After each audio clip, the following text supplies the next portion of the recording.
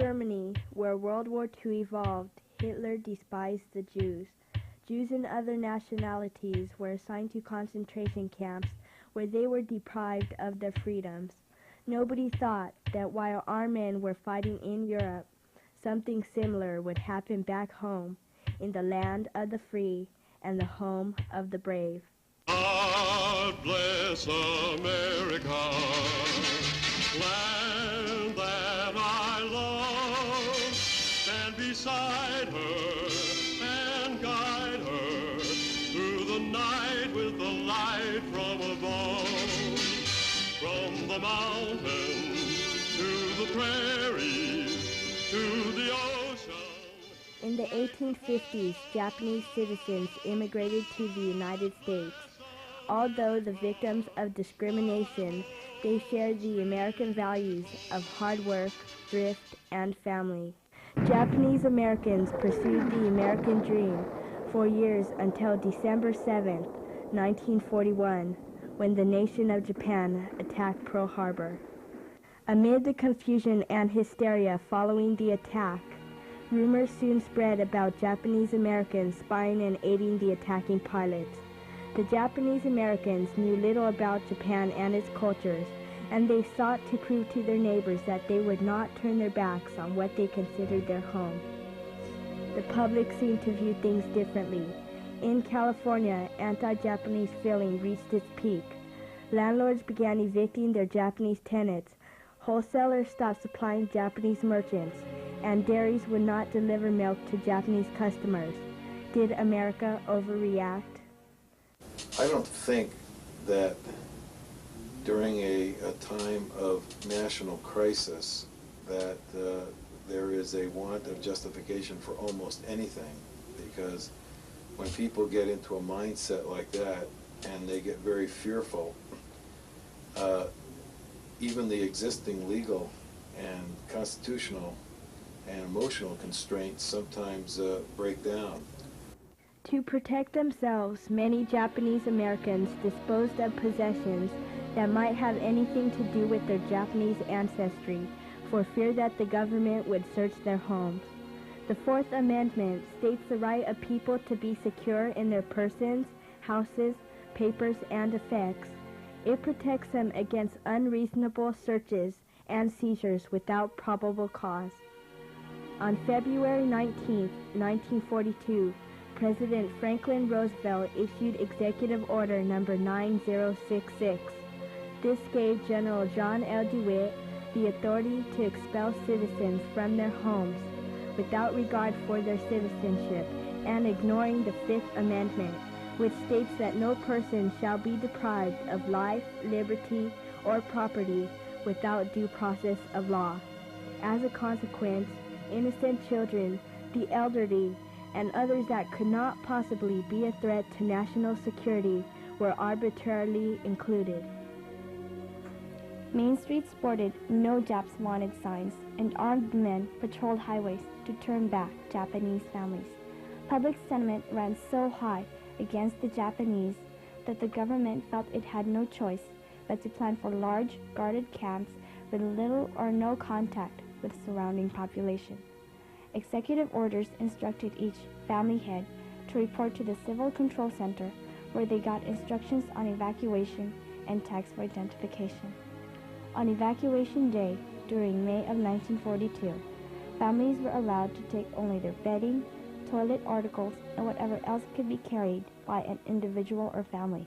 We were just limited according to this bulletin that was issued at that time. Basically, just two suitcases, I believe. And of course, we try to pack everything. But we were on a farm, and we had to sell a lot of our farm equipment at a loss. But I think we had about less than 30 days, to dispose of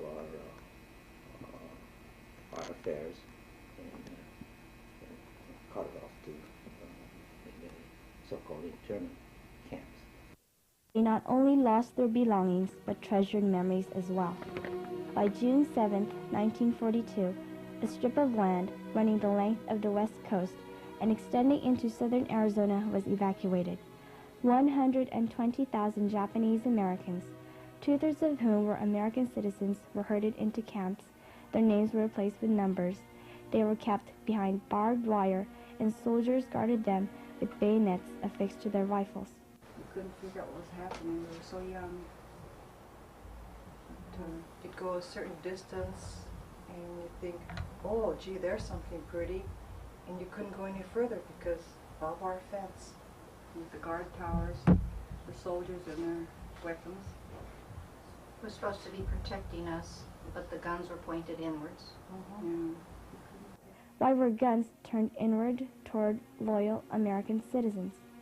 In January 1941, President Roosevelt gave a speech in which he defined the four freedoms for which Americans were fighting in Europe: freedom of speech and religion, freedom from want and fear. 1 year later, the First Amendment right guaranteeing freedom of religion, speech, press, and assembly was denied to those interned. In addition, the 15th Amendment, which guarantees the right to vote, was banned in detention camps, or as many call them, concentration camps. Did President Roosevelt mean everyone except the Japanese Americans should be allowed the four freedoms? A typical temporary relocation site was the Santa Anita racetrack stables. With most of their rights already taken away, they were forced to live in squalor. Each family was allocated a space in the stalls of about 200 square feet. Evacuees lined up for everything: for mail, food, washrooms, and for the use of toilets. Medical care was minimal and scarce. From the temporary sites, they were moved to permanent relocation camps in 7 states where conditions were unchanged. During relocation, many families were separated.